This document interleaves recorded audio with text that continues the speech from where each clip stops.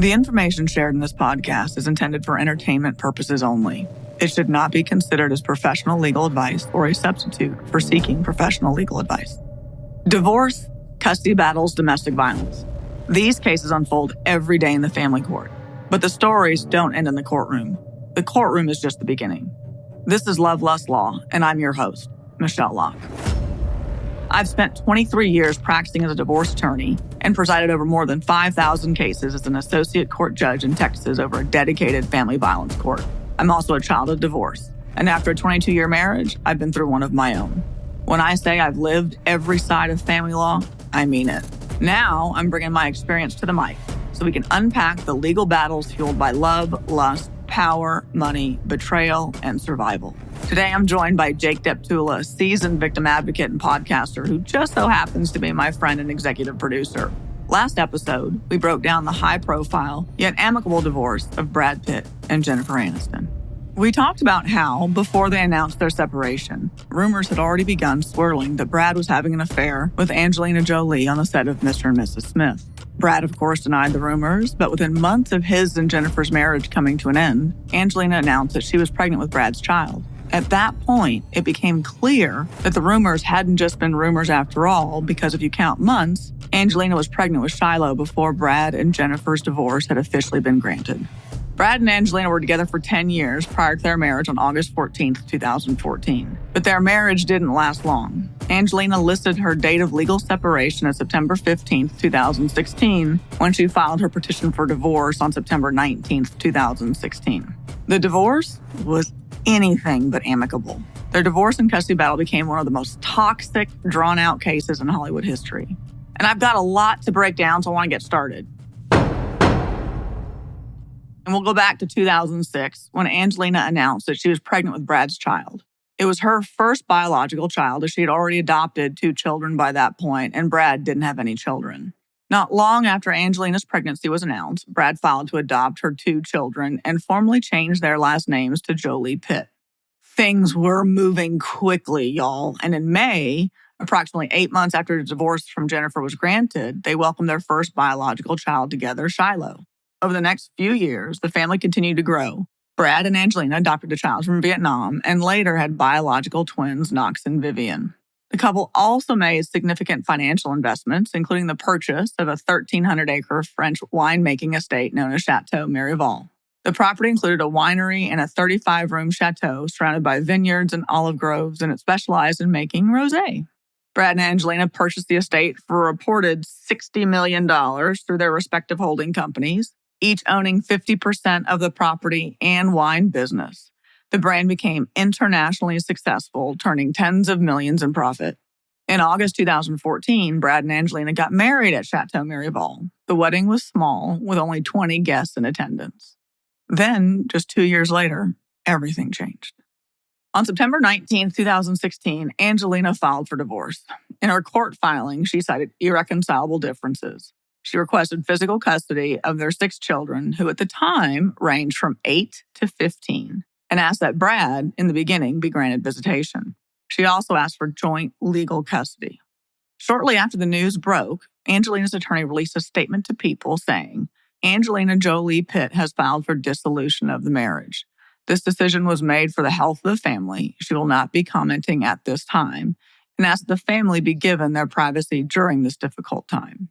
Brad issued a statement of his own. I'm very saddened by this, but what matters most now is the well-being of our kids. I kindly ask the press to give them the space they deserve during this challenging time.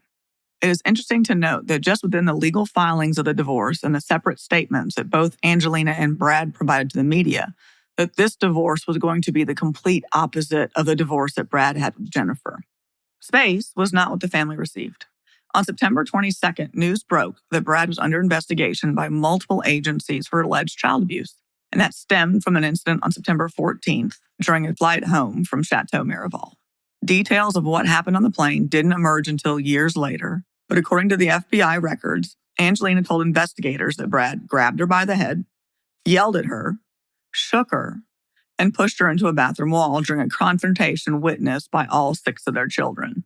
Jolie said the outburst terrified the kids. One of them called Brad a prick, And she said he responded by approaching like he was going to attack.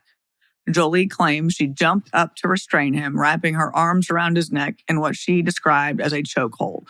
At that point, Brad threw himself backward, causing Angelina to be pushed into the plane seats, injuring her back and elbow. She also said Brad told her, "You're fucking up this family." And when the children asked if she was okay, he allegedly told them, "No, she's not okay. She's ruining this family. She's crazy."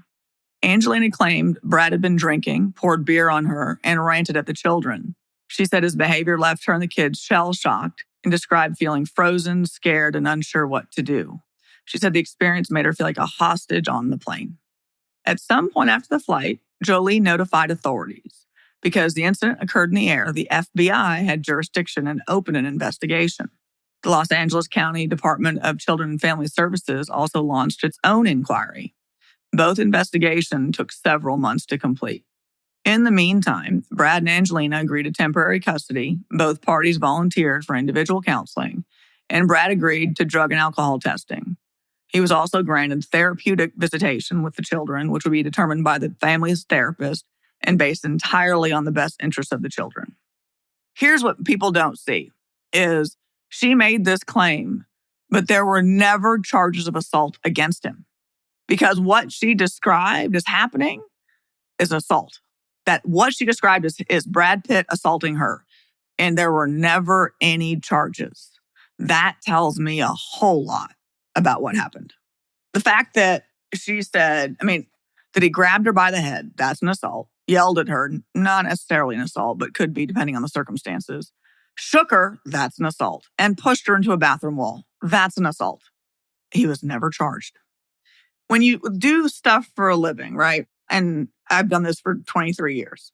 And I look at the news reports and I listen to the news reports, and they all come out with this horrific story of what occurred, and they typically paint one side as the bad actor or the other. This is what happened in this case, was that Brad was painted as the bad actor by about everyone. And the reality was when I was looking at this and seeing all the claims and seeing what was happening in family court, that was not my interpretation of what was going on at all. Because if someone gets assaulted on a plane like this, it's likely that someone's getting arrested. And he never got arrested. The focus was on what happened with the children, which tells me a whole lot about what law enforcement thought about the accusations. Most people that aren't familiar with what therapeutic visitation is probably want to understand, well, what was ordered for Brad? And so let me tell you about what was ordered for Brad. In high conflict cases, this type of situation is very common. We commonly refer to it as family therapy or family reunification therapy. And so what usually happens is you have one designated therapist that is a therapist for the children. So a separate therapist for children. But then there's also a therapist for the family. And that family therapist will meet with both parents individually and then meet with the children. And in this case, there were 6 children the therapist had to meet with. And that therapist then brings in one parent with either one child or all the children into therapy so they can try and hash out whatever the issues are so that the family can heal and move forward. And so in this particular case, just based on the facts as I know them, is the court, and I don't know if Brad agreed to it or court ordered it. I don't know that. But either way, it looks to me like the therapeutic visitation was so that Brad could show the family therapist, I'm fine with the kids. I'm not a danger to the kids. Their relationship with me is fine. The issue is their mom. And so I need recommendations from you so I can see the kids. And that's the power that either the court gave or they gave that therapist, was that therapist was going to determine Brad's visitation schedule with the children. And that's one of the big problems with family courts is when you get into this is you lose control over your relationship with the children at times, because you're going to have a court dictate what happens and dictate who's involved in your children's lives. And it's going to dictate who that therapist is if you all can't agree. And you may get a therapist that doesn't ever want to reunify the family. I've seen it in cases where I had one therapist, a family therapist, in a particular case that I did a 2-week jury trial on, that she under no circumstances was ever going to recommend that my client have visitation with his child. So we had to get her removed from the case because that's not the point. And then when you get a therapist like that, then you have to start all over again with a new therapist. And so that is part of the reason why family law cases can become so exorbitantly expensive is because you're paying for all these things and including attorneys outside of the courtroom. So now that we know about therapeutic visitation and what Brad was undergoing at that time, it's important to note that that agreement didn't last very long. On November 4th, Brad filed his response to Angelina's divorce petition requesting joint legal and physical custody of their 6 children. He also cited irreconcilable differences and notably made no mention of a prenup agreement. It's important to note that typically when you're filing a petition for divorce, you will include information about whether there's a prenup or not, and will usually attach the prenup to the pleading in some cases. In this case, you probably wouldn't because it's 2 high-profile individuals, but there's almost always a mention in a petition for divorce, a prenup, and neither party listed a prenup. That actually goes back to the thought process that we had with Jennifer in our last episode, because in Jennifer's case, there was no mention of a prenup either, and it was clear that neither one of them did. Not long after Brad filed his response to Angelina's petition, Brad requested an emergency hearing to seal all custody-related documents. Angelina said she didn't want to hide what was going on, and the court ultimately denied Brad's request. Later that month, the Department of Child and Family Services officially cleared Brad of the child abuse allegations. The FBI also closed its investigation into the plane incident and announced that no charges would be filed. In January 2017, things appeared to shift. Angelina and Brad released a joint statement announcing they had agreed to hire a private judge and would continue to work together to heal and reunify the family. They chose Judge John Oderkirk, the same judge who had married them in France. If y'all are wondering whether it is a conflict of interest for a judge to preside over a divorce after officiating the couple's wedding, I'm going to say yes, it is. I would never do it. In fact, I have presided over weddings and been the officiant in my judicial capacity for people getting married. And I can tell you, I would never agree to represent either one of them on a divorce case or even to be the private judge. You would think that the thought process behind Brad and Angelina behind it may have been, he's neutral, he married us, and so why not make him the private judge on the case? I don't know what their thoughts on it were, but it was not anything that I would have likely recommended that either of my clients do. I do think it's a conflict. I do think the conflicts can be waived. That being said, there are some circumstances where courts and other supervisory bodies, like boards, like our bar associations, can say you can't waive that particular conflict. So for a while, things stayed relatively peaceful. But in June 2018, everything changed. That month, new court filings revealed that Brad no longer had a relationship with his children, and the judge made it clear this was a serious concern. While we don't know exactly what happened behind closed doors, the court orders made it clear that Angelina was expected to make changes. The judge laid out specific times and dates when Angelina was required to make the children available to Brad. The only exception was their eldest, Maddox, who was 16 at the time. The court did allow him to decide how much time he wanted to spend with his father. Angelina was also ordered to give Brad the phone numbers for each of the children and allow him to call them freely. She was not allowed to monitor or restrict their text messages. The court also directed Angelina to set up a call with the children and their doctors. During this phone call, the children were to be told that the court has determined that each of them are safe with their father. Y'all, every time I read these quotes, it raises all the red flags on Angelina's behavior behind closed doors. The judge was clear. The children's lack of relationship with Brad was harmful. It is critical, the judge wrote, that each of them have a healthy and strong relationship with their father and mother. And then came the warning. If the minor children remain closed down to their father, and depending on the circumstances surrounding this condition, it may result in the reduction of time they spend with their mother and may result with the court ordering primary physical custody to dad. Michele, what kind of actions or patterns could lead to this type of ruling? And then how common are orders like these? So I'll start with the easy part of that answer first, which is the second part. And it is not all that common that these specific findings and statements are made. And when I remember listening to this in the media at the time, and I heard the judge's comments, and because I'd done this for 23 years, I was like, oh, Angelina's engaging in parental alienation. Now, that in itself is a hot button issue. That literally could be a 2-episode podcast discussing parental alienation and whether people believe it or not. I mean, you've come down with the WHO, the World Health Organization, not recognizing it.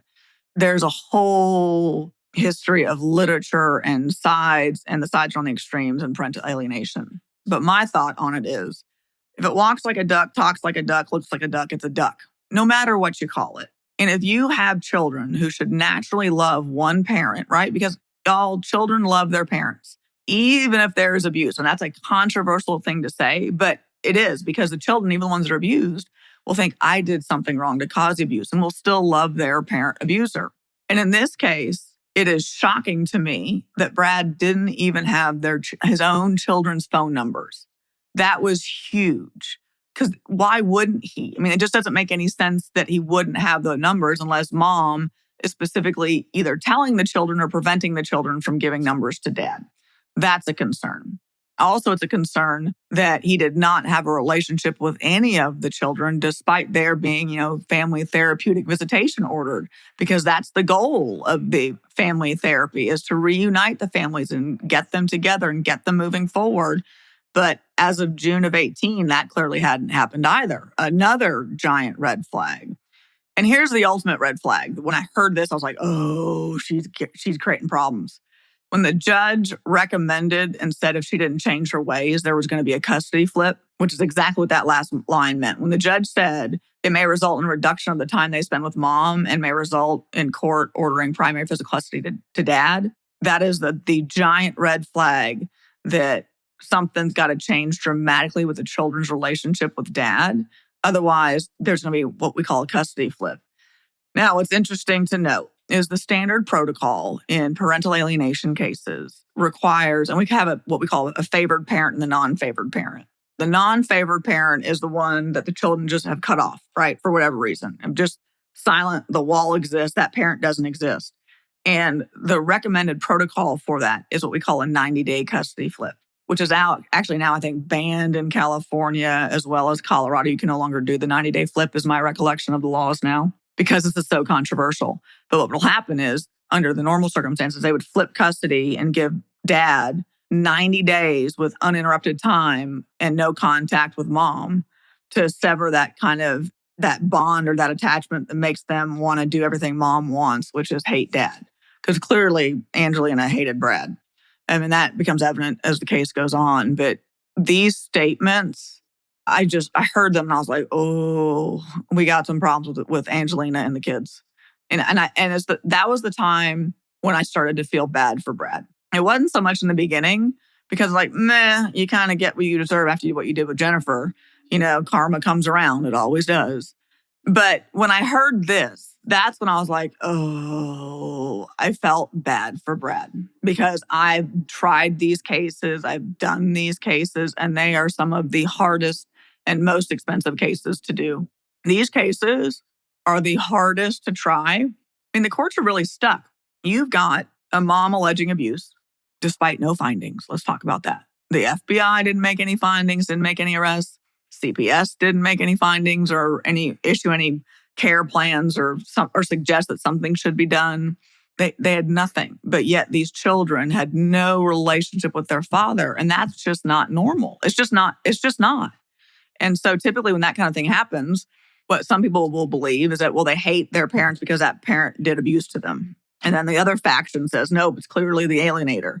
And then we go to court and there's a whole faction of people that say that parental alienation is a statement or ideology that only abusers use. But if you go around telling your kids you can't call your dad, or your dad is an ogre, or your dad is a mouth-breathing troglodyte repeatedly, they hear that. And so they know how you feel about their other parent. And so they know if they don't take that side with you, you may reject them. And they don't want that rejection because you're the primary caregiver. I mean, I don't care what you call it. You're not supposed to engage in that kind of behavior. As you can imagine, this ruling did not improve the situation between Angelina and Brad. Within a few months, Angelina accused Brad of failing to pay any meaningful child support for a year and a half. In a court filing, she said she planned to seek court-ordered mandated payments.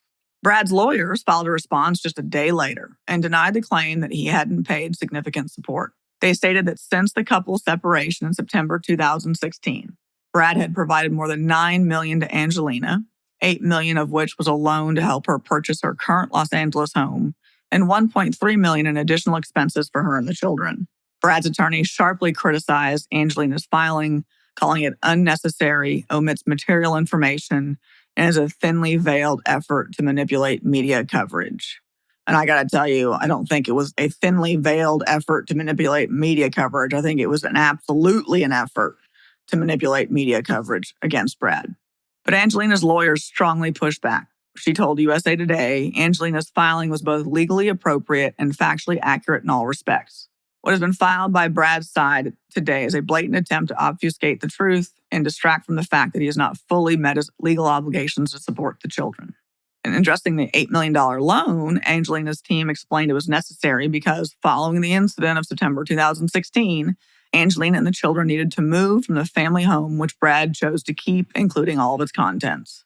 I also find that comment interesting because that is, again, another attempt to paint Brad negatively with the how dare he kick his children and his wife out of the house and keep all the contents of it. I mean, that was absolutely done to go after Brad in the media.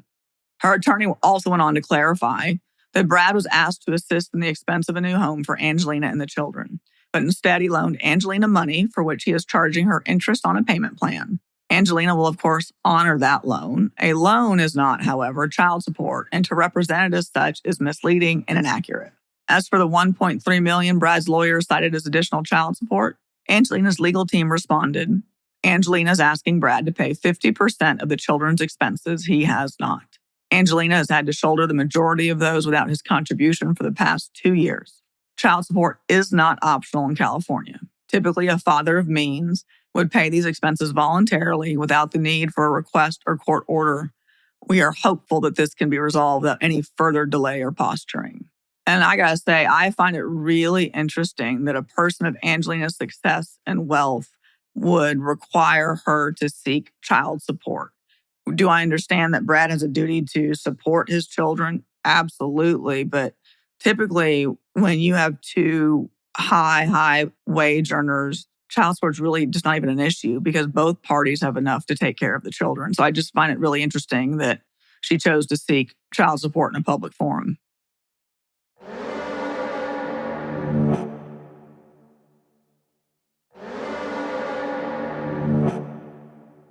In the spring of 2019, a court ruled that Angelina and Brad were legally single, even though their divorce hadn't been finalized.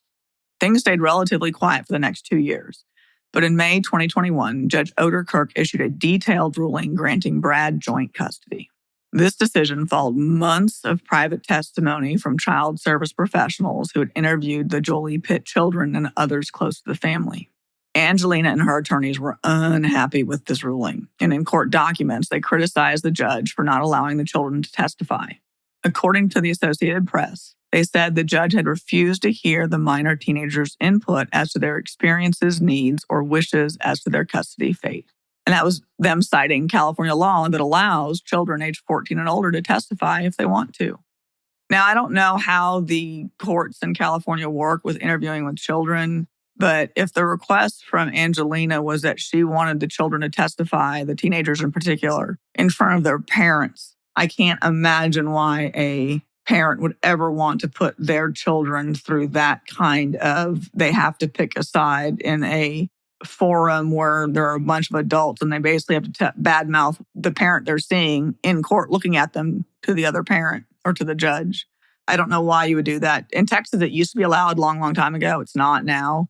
Now we have what we call the interview with children in chambers. And so the children go back into the judicial chambers to talk with the judge, which is a much better approach than putting the kids on the stand for testimony. I just don't know why, as a parent, you would ever want to put your kids in the middle of a divorce. They're still children. I mean, that's the problem is you don't share adult issues in the marriage between children. You just are not supposed to. They shouldn't know anything about it. And that advice also goes on to adult children. You should never be telling even your adult children what happened between you and their other parent in the divorce, because kids will take sides. Kids don't understand the gray aspect of divorce. And what I mean by gray is everything's not black and white, right? What is normal for a marriage for one couple is not the same for another. And kids just don't have any business knowing of it, whether they're under the age of 18 or over the age of 18. That being said, to put your kids on the stand, I wouldn't do it. And I wouldn't recommend it to my clients. Why would you want to put your child through that? One of the other issues we have in Texas is when you interview the child in chambers, when the judge does, you can request that the attorneys be present and a court reporter be present to take down what the child says.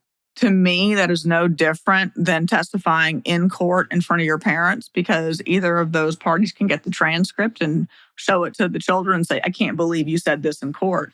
People probably think, oh, that doesn't happen very often. Well, if you are in court on contested custody litigation and you are asking a court to talk to the children, it is already at that level, right? It's already at that level where a parent will go, you said this about me, and then berate the children for it. So I typically advise clients that we'll request them to interview the children in chambers or child in chambers, but we're not requesting a record. It's just not, the kids don't need that. Angelina also said that the judge had failed to adequately consider a section of the California's Family Code that says awarding custody to someone with a history of domestic violence is not in the children's best interest. Brad's legal team pushed back. They said the judge had determined that Angelina's testimony lacked credibility in many important areas, and the custody agreement needed to be modified per Mr. Pitt's request in the best interest of the children. They accused Angelina of deliberately causing delays, stating it would work grave harm upon the children who would be further denied permanence and stability. Angelina then challenged the ruling and filed a motion to have the judge removed from the case. She claimed he had failed to fully disclose his financial ties to Brad's attorneys, which created an ethical breach. According to her filing during their proceedings, the judge failed to disclose the cases that demonstrated the current, ongoing, repeat customer relationship between the judge and Brad's counsel. It went further, saying that Brad's attorney actively advocated for the judge's financial interest in moving over the opposing party's opposition to have his appointment and his ability to continue to receive fees extended in a high-profile case. Angelina said all of this left the judge with a conflict of interest, and in the end, a California appeals court agreed. They disqualified the judge and vacated all of his prior decisions. That meant the custody agreement reverted back to what had been in place since November 2018. Michele, how did this judge become appointed to their case and then all of a sudden it's a conflict? It's interesting, and I need to go look at the pleadings on this in the Court of Appeals opinion, because typically when you have a private judge, the parties agree to the private judge, right? You can go to the court and get one appointed, but in this case, it appeared that both parties agreed to use that judge. And so it's interesting to me that, one, they even use a judge, because again, I wouldn't have to begin with. But it's interesting that when Angelina didn't get the results she liked, then all of a sudden it's a conflict. The custody and divorce proceedings continued, and tensions flared once more in February 2022 when Brad sued Angelina for selling her shares of Chateau Marival, their jointly owned winery, which was now worth $164 million. She did so without giving Brad the option to buy it first. This lawsuit was completely separate from their divorce proceeding. According to Vanity Fair, before they bought the property in 2008, Angelina's business manager suggested including a doomsday clause in the paperwork, something that would allow either of them the right to buy the other out if they ever split. But the couple rejected the idea. Brad reportedly said it wasn't necessary for two reasonable people. I'm going to underline the word reasonable people, y'all. Years later, he claimed that they'd promised not to sell the shares without each other's consent. Angelina, of course, denied that that promise was ever made.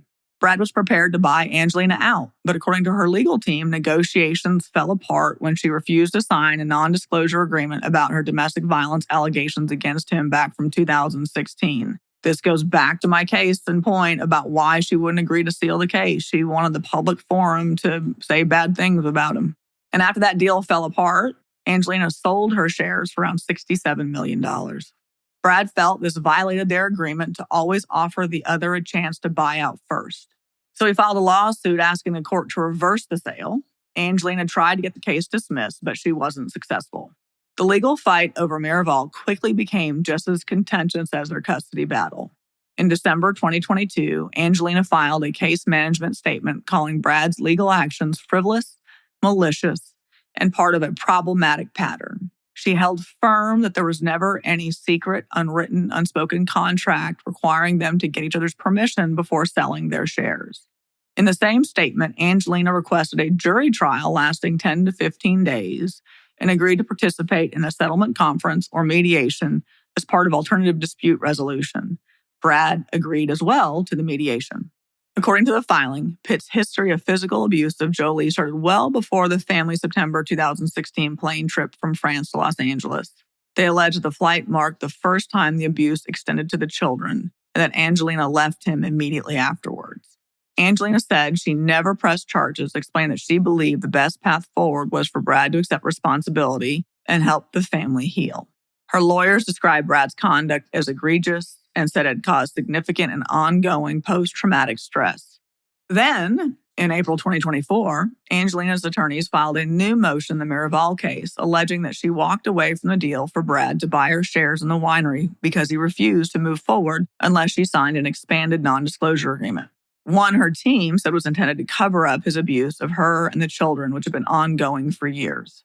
They wrote, "At trial, Jolie will prove through testimony, emails, photographs, and other evidence why Pitt was so concerned about his own misconduct that he blew up his own deal to purchase Jolie's interest in Maryvale because she refused to agree to his new expansive NDA. Some of that evidence is currently under Pitt's control, and this is the evidence that Jolie seeks by this motion." Shortly after the filing, the judge ruled that Brad must turn over documents, including emails and text messages, as part of the case. Angelina's attorney said those materials would support her claims of abuse and reveal what he described as years of cover-up by Brad. As the Chateau proceedings continued alongside the divorce and custody cases, new allegations emerged from a former security guard who had worked for both Brad and Angelina. Brad's legal team claimed that Tony Webb, the head of the security firm previously employed by the couple, said Angelina tried to drive a wedge between Brad and their children during custody visits. According to Webb, Angelina instructed her children not to speak to Brad during his visitation time. The documents also claim she attempted to prevent Webb's staff from testifying about these events by threatening legal action based on non-disclosure agreements. Webb said he received several calls from Angelina's representative during the custody battle, reminding him that his staff had signed NDAs and warning that she would sue them if they testified in court. Webb relayed this warning to his contractors, both of whom reportedly said they had intended to testify if subpoenaed. One of them allegedly told Webb he had overheard Angelina telling the children to avoid spending time with their father. Despite the threats, both contractors ended up testifying. Not long after that, Webb said Angelina terminated her contract with his company. It's worth noting that Webb now works for Brad.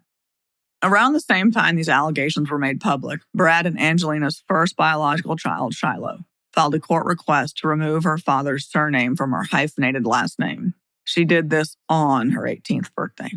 Shiloh isn't the only one. Two of the other Jolie Pitt children have reportedly stopped using Pitt altogether, though Shiloh appears to be the first to legally petition for the change.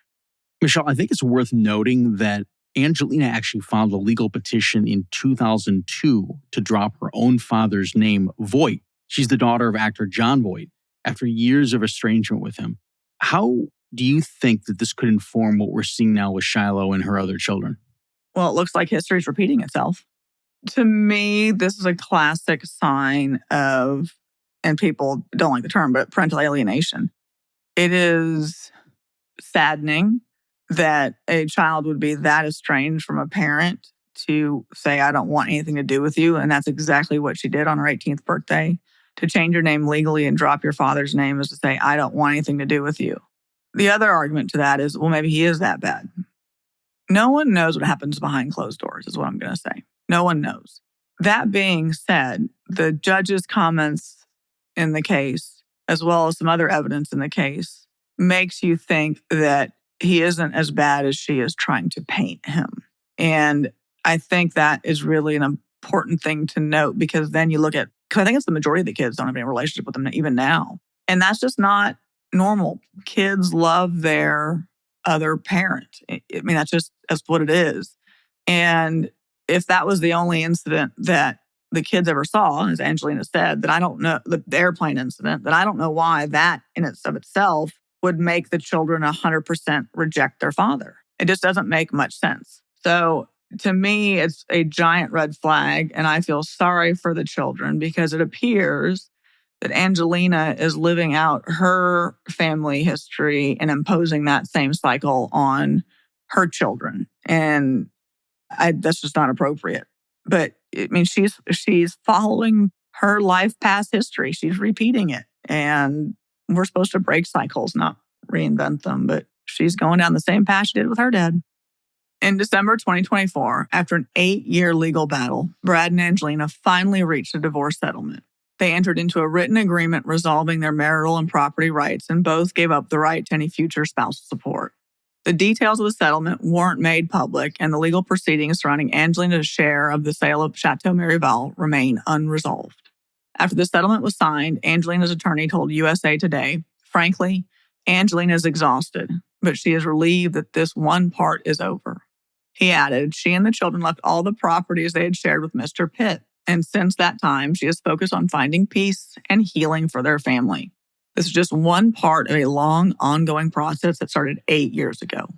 Brad didn't issue a formal statement, but in a later interview with GQ, he was asked if the finalized divorce brought any relief. He answered, "No, I don't think it was that major of a thing, just something coming to fruition legally." Michele, if you had to guess on what's typical in a case like this, what do you think the settlement may have included? So I think it depends on a couple of issues of what their settlement included, and it really relates to the ages of the children. The property is not the complicated part to some extent.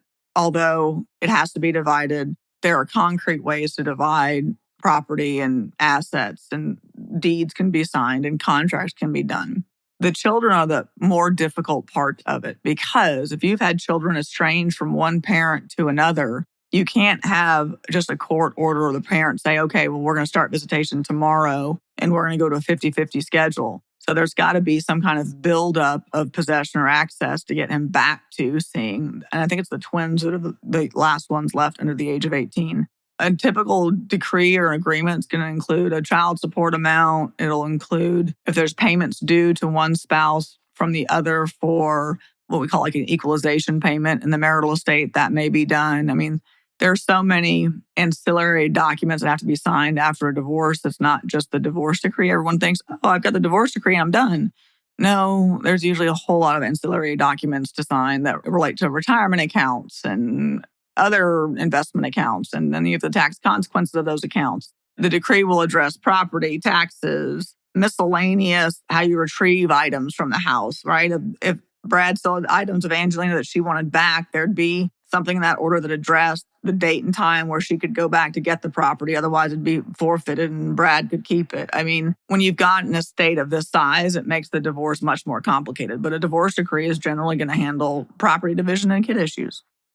How many divorces would you say end in settlement? And then if a settlement isn't reached, what happens next?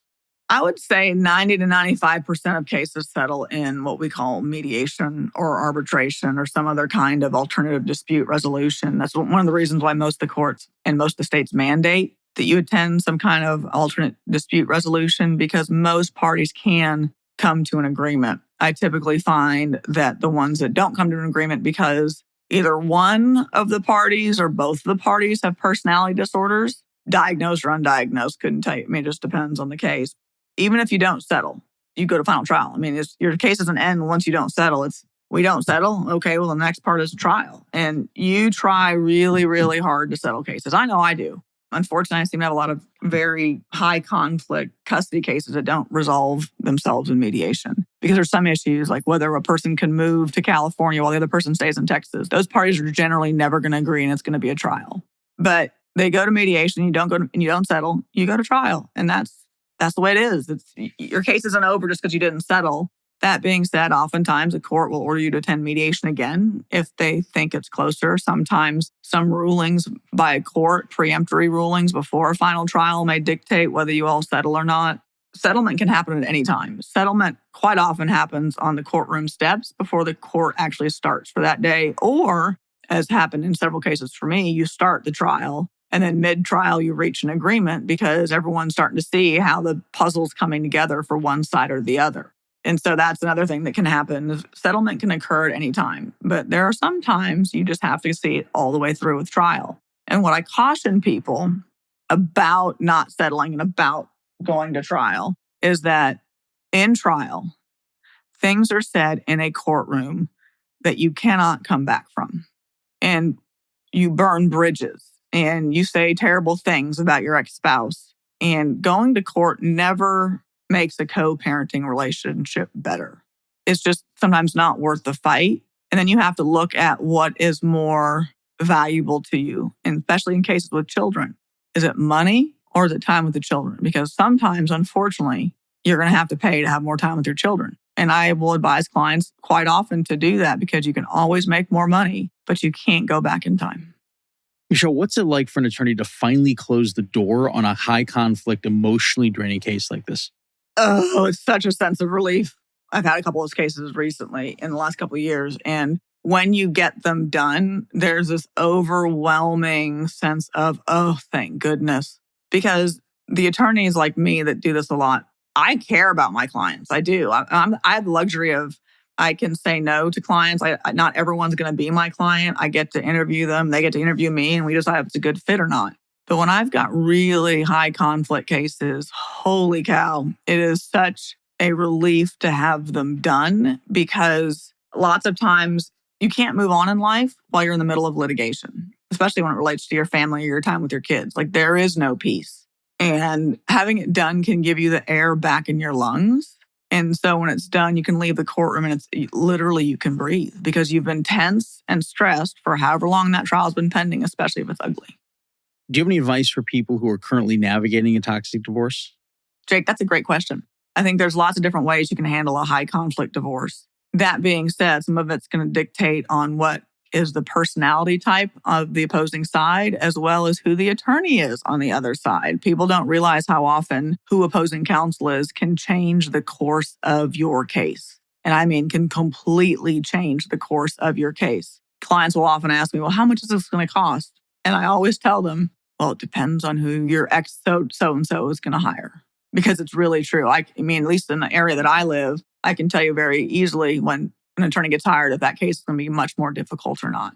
So one, listen to your attorney. But two, you have to be smart about the battles you pick, because not everything can be a battle. There are some things that just don't matter, and you need to let those go because it's more important to win the war as opposed to individual battles.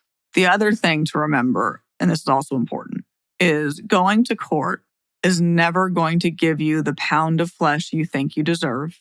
And going to court is never going to make you feel whole and like you won.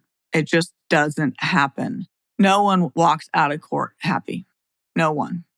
You've just got to figure out what the right battles are. Stick with your strategy. Stick with your attorney's strategy. And the other thing I will advise is that if you don't like the method in which your lawyer is handling your case, there is nothing wrong with changing horses mid-race. I mean, really, you can change an attorney twice and be okay. You start getting to changing your attorney 3 or 4, 5 times, then the court start looking at you as the problem, not the attorney. But it's really okay to at least have one other one and get rid of the first one for various reasons. But it's okay to do that because the last thing you want to be at or where you want to be is sitting in a courtroom and realizing that you had the wrong attorney all along.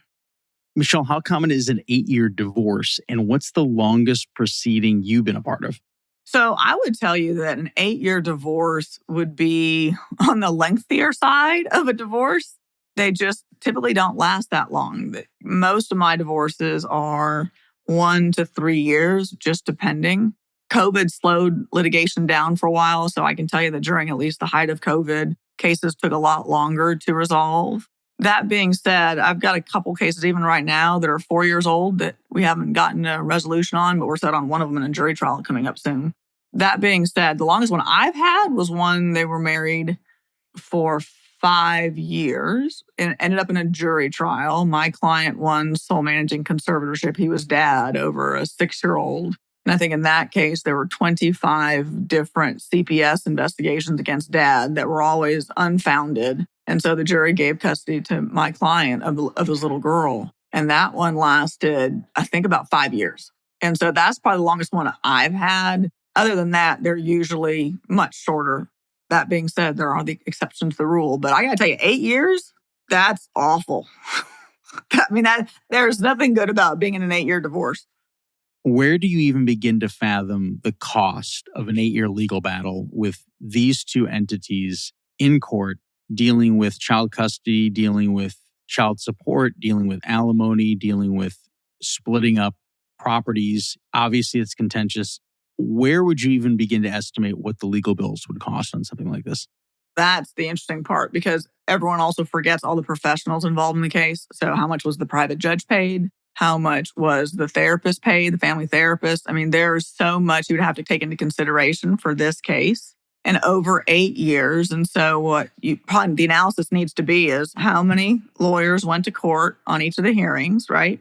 And I know those lawyers brought other lawyers with them to help, and they probably brought a paralegal as well. I would probably say there were 3 to 4 billable hour people on either side during every hearing. So you multiply that by however many hearings they had and the discovery process behind the scenes, and the amount would be offensive. Even on divorces that I handle, a lot of times the amount of money that is spent is difficult to fathom, especially for juries. But family law is expensive. And it's because of the nature of the proceedings, because you're getting divorced or there's a child custody case. But you're fighting over your future and you're fighting over your future time with your children. So if you've got a really bad ex, it's going to get ugly and it's going to get expensive. How do you deal with clients who want to be toxic? Fire them. I mean, it is difficult enough to do the job that I do. It's emotionally draining. It's emotionally taxing. And we are more than just lawyers to our clients. We really are attorneys and counselors at law, especially in the realm of family law. That being said, if I have a client, and I make this clear usually, and when I first talk to them, is I am never going to do anything that's going to harm a child. And so if your pattern and your desire is to punish your spouse through the children by telling the children things or by making sure they don't go, then I'm not the right attorney for you. And if I find out during the proceeding that you are engaging in such behavior, I'm not going to be your attorney anymore. I'm just not, at the end of the day, yes, I zealously represent my clients in their best interest. That's my job. But I'm also not going to hurt children. What are the unique legal challenges that celebrities may face during a public divorce that, let's say, average couples do not?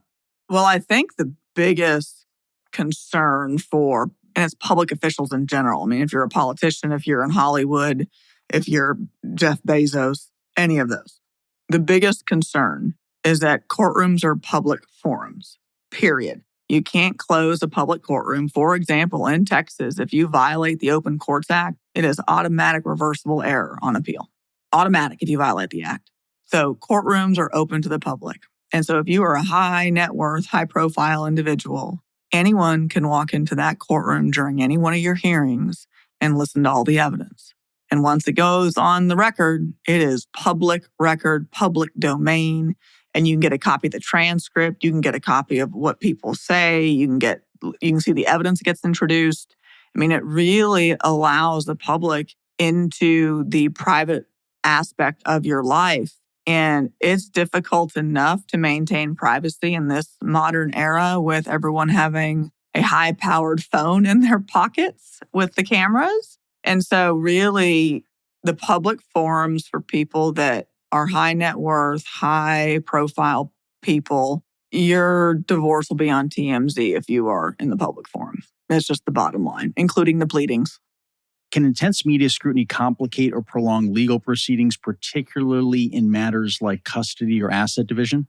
So publicity, I don't think affects how long litigation lasts. I don't. How complicated it can get, I think publicity can affect for a couple of reasons. One of the reasons is everything that's in writing is Exhibit A.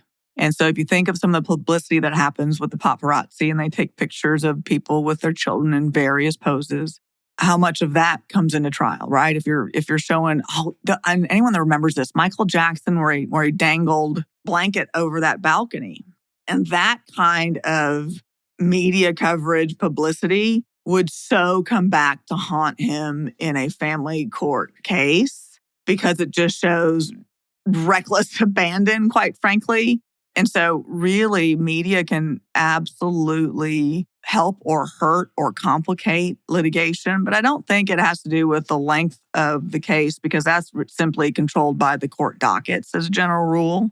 But it definitely can throw some monkey wrenches into it. Also, social media, the comments people make, the rumors that come up, like, oh, well, I heard that so-and-so was cheating. I remember, I go back to Tristan and Chloe. I mean, half of that was broken by social media gossip because someone took a picture somewhere, right? So that complicates the case. And so comments on social media can sometimes come in just depending on the circumstances. And so, yeah, can publicity affect the complexity of a case? Absolutely. Do lawyers representing celebrities have to work closely with PR teams during divorces of this magnitude? And then how would you handle that aspect? Oh, see, that's a tough one because you have to worry about attorney-client privilege.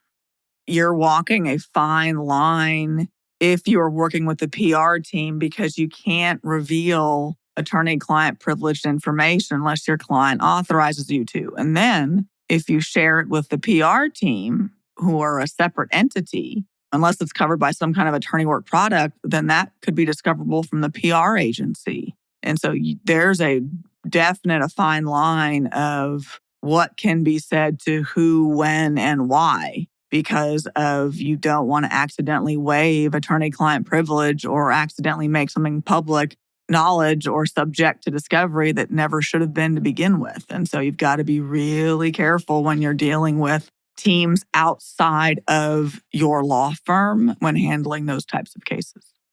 So you would basically work from a place of discretion when it comes to PR.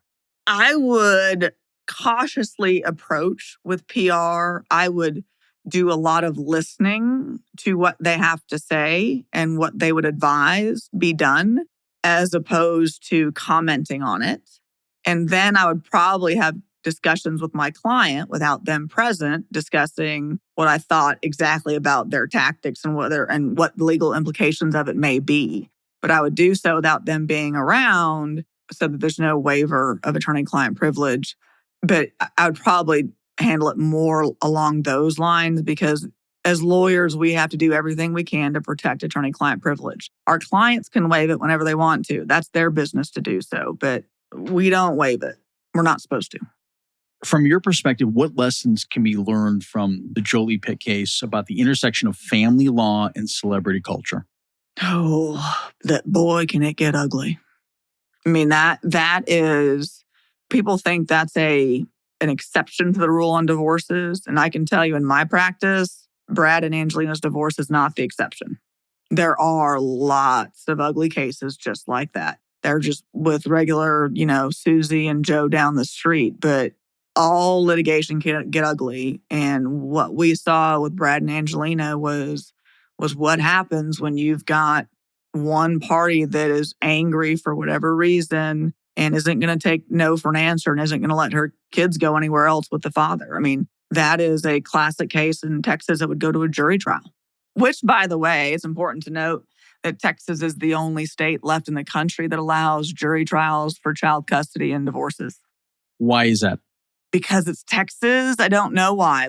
So there's a split of attorneys that will tell you have a constitutional right to a jury trial, so you should be able to have one in a family law case. And then there's the other side of it that says, why would you ever want 12 people who don't understand the family dynamics and the court system and how family law works to make decisions on someone's family? I mean, you are asking 12 people to make a decision on a case that they're going to hear and know nothing about your family, nothing about the long-term implications or the nuances in family law. Why would you want them to make a decision? But then the flip argument to that is also, well, the family law system is corrupt and the judges and it's a moneymaker and it's $1 billion industry. I've heard that on the parental alienation side that, the family court system is $1 billion enterprise. No, it's not. We aren't trying to make cases more difficult. I know I'm not in my practice. They're difficult enough that really the goal is to get them resolved as efficiently, effectively, and to the best result for the family long-term that we can. Making it worse doesn't benefit anyone. And what happens in family courts affects the very fabric of our society. It affects how often children see either parent. It affects your future money down the road. It can affect your ability to earn. I mean, what truly happens when you go to family court is the social fabric of our society. And so it shouldn't be handled by just people that have no clue what the implications are. That being said, you're also asking a black and white law, like statutory requirements and the rules and the laws that we have to operate under to make decisions or to guide decisions on what is purely matters of the heart. That makes it that much more difficult to do when you add that part of it into it. So the people that complain about the family law and the family court system don't, I guess, realize that there isn't really a good solution when you've got black and white laws that have to apply to matters of the heart.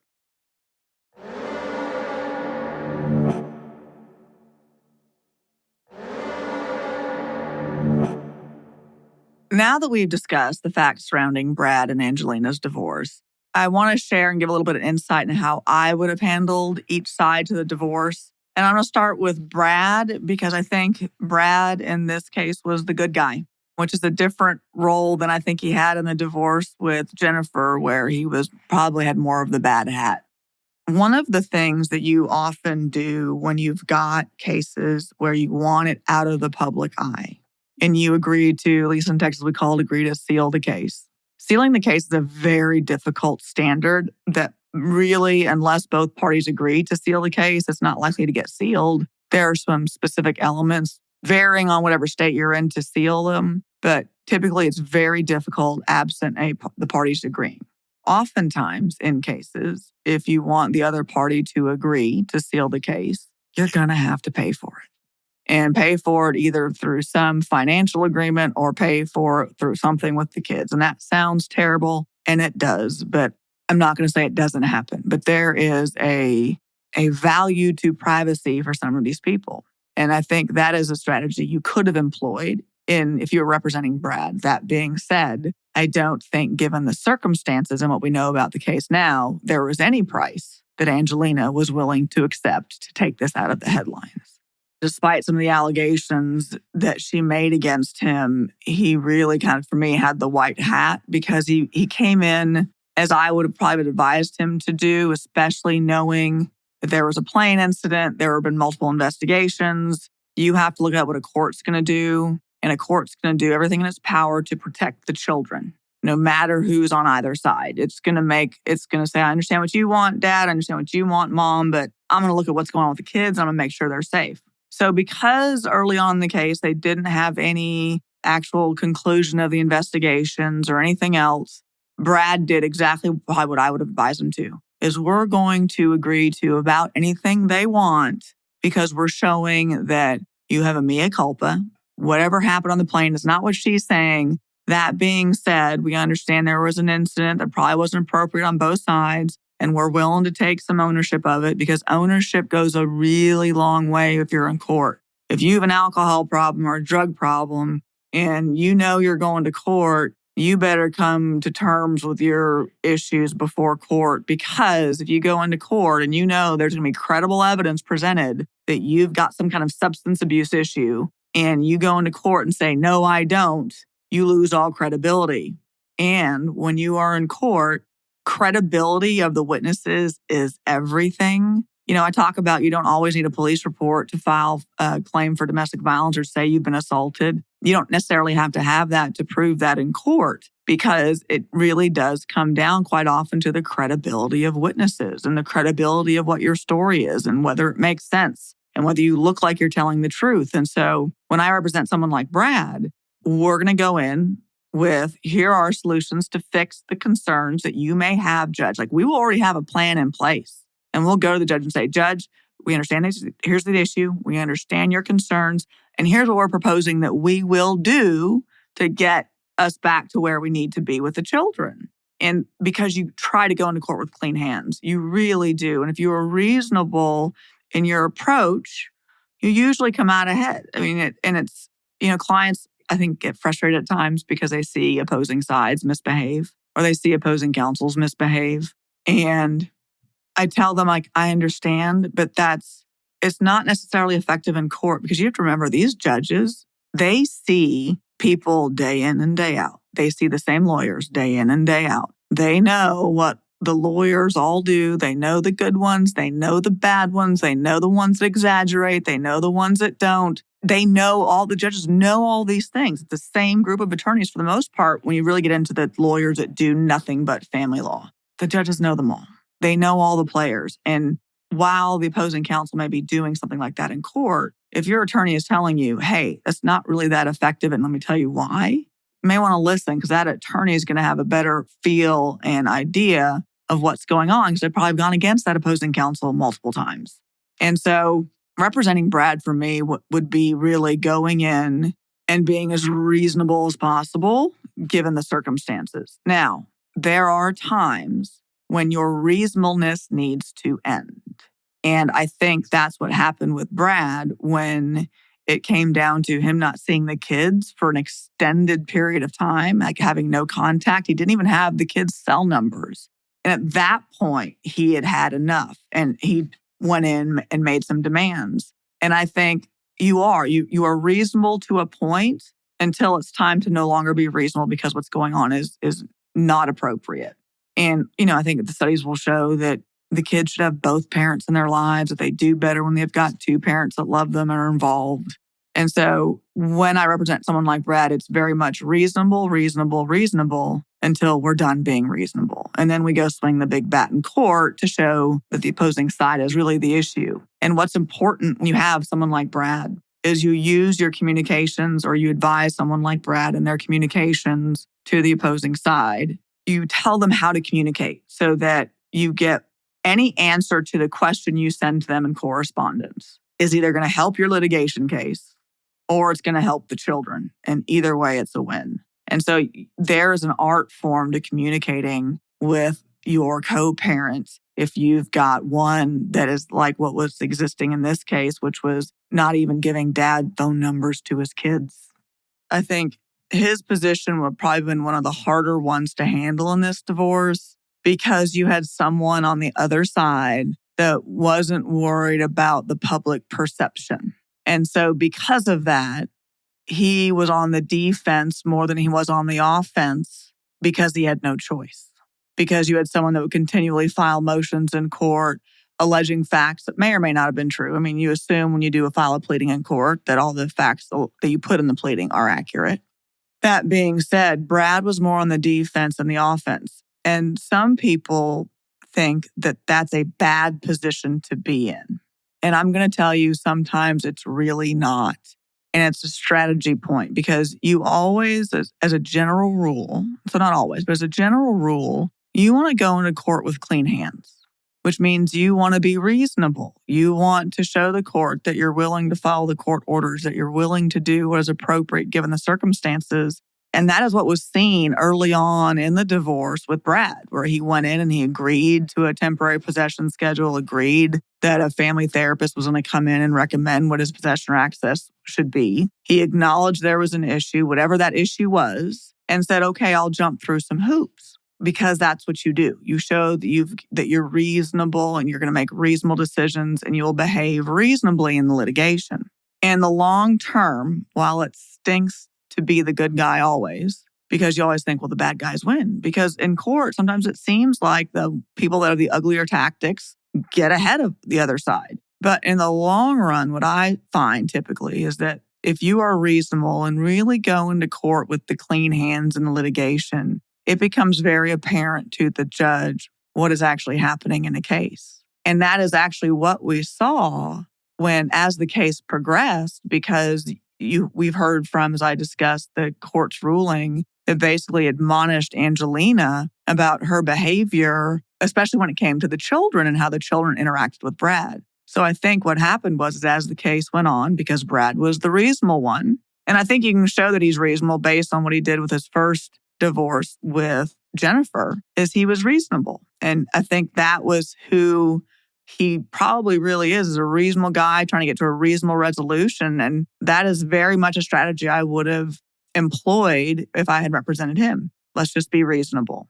The problem is if you have someone on the other side that is unreasonable, it makes being reasonable exceedingly difficult to maintain because you get tired of what is going on the other side. And so when I have cases like this, I tell my clients, just hold on for dear life. Whatever your higher power is, whatever you believe in, hold on to it till we get through. I know it seems like it's not working, the approach is wrong, but oftentimes a reasonable approach gets you where you need to be.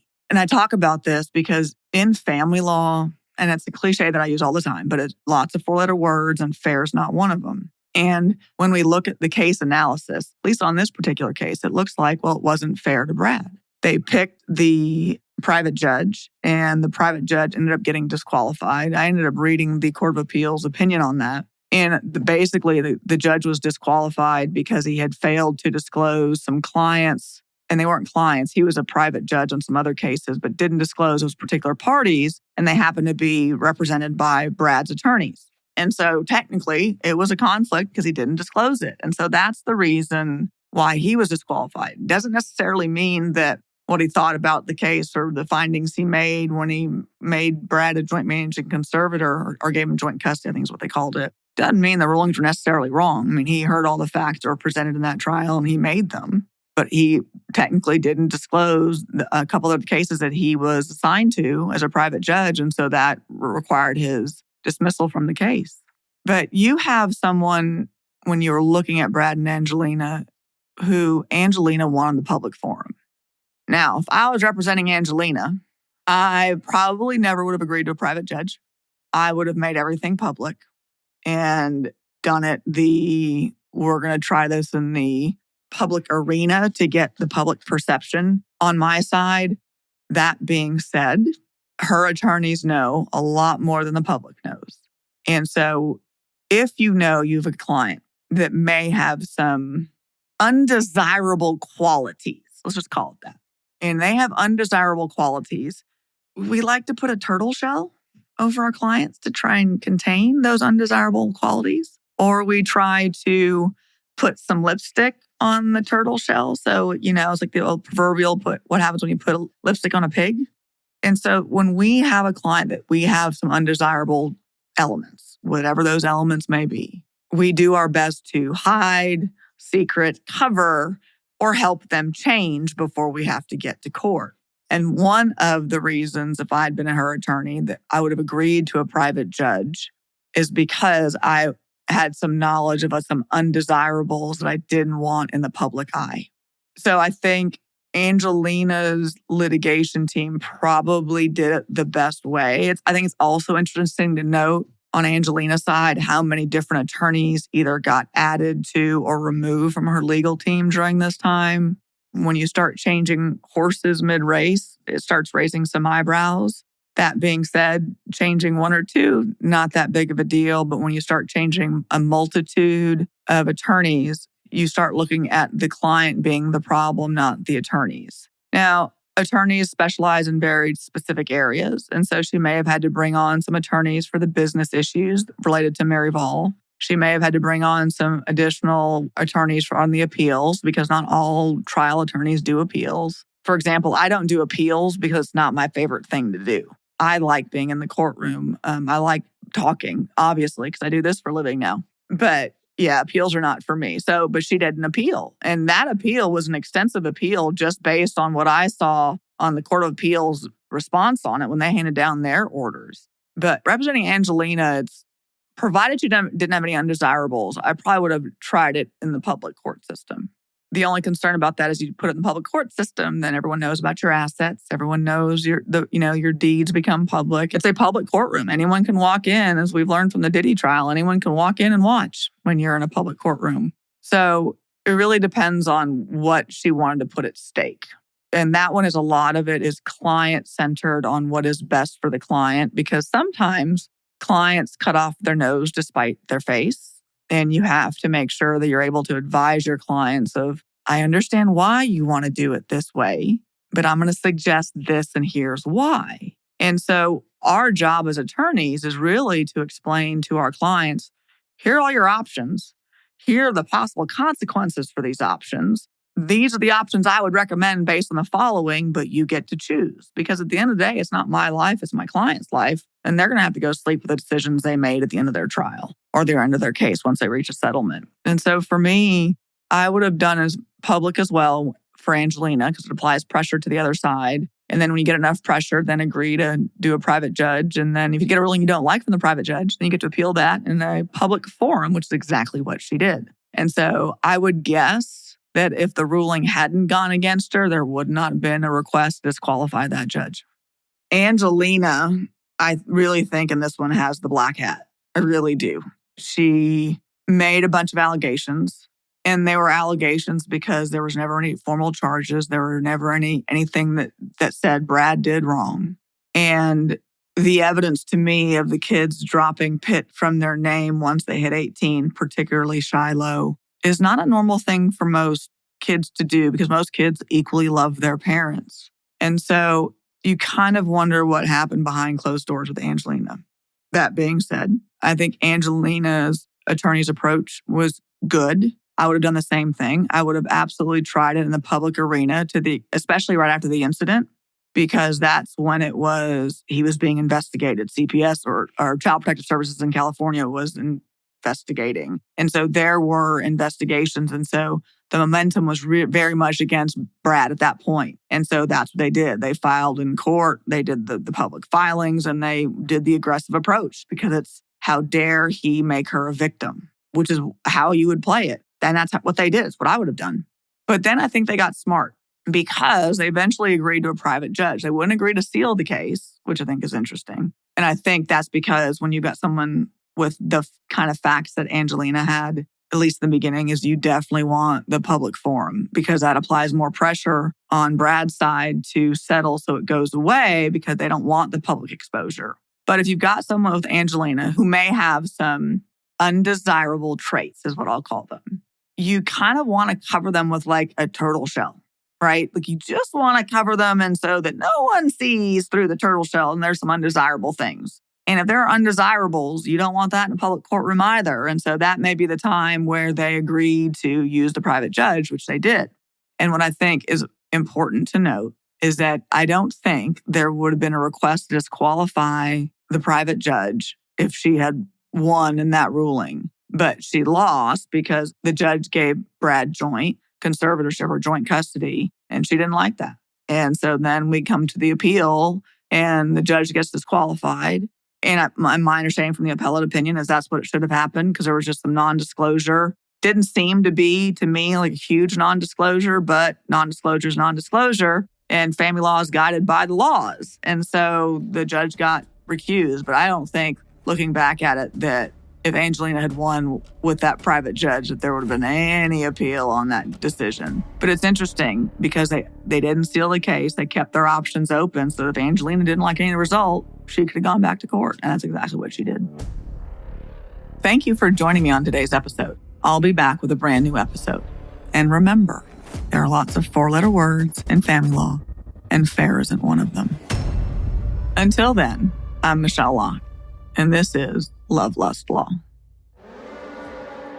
Love, Lust, Law is hosted by me, Michele Locke. Jake Deptula is executive producer. Haley Gray is producer, writer, and researcher. Jared Landis is sound editor and mixer. Want to reach out to me? You sure can. You can email me at hello@michelelocke.com. You can also find out what I'm doing on Instagram at attorney Michele Locke. Just remember, Michele is spelled with one L, and you can thank my mother, Margot, for that.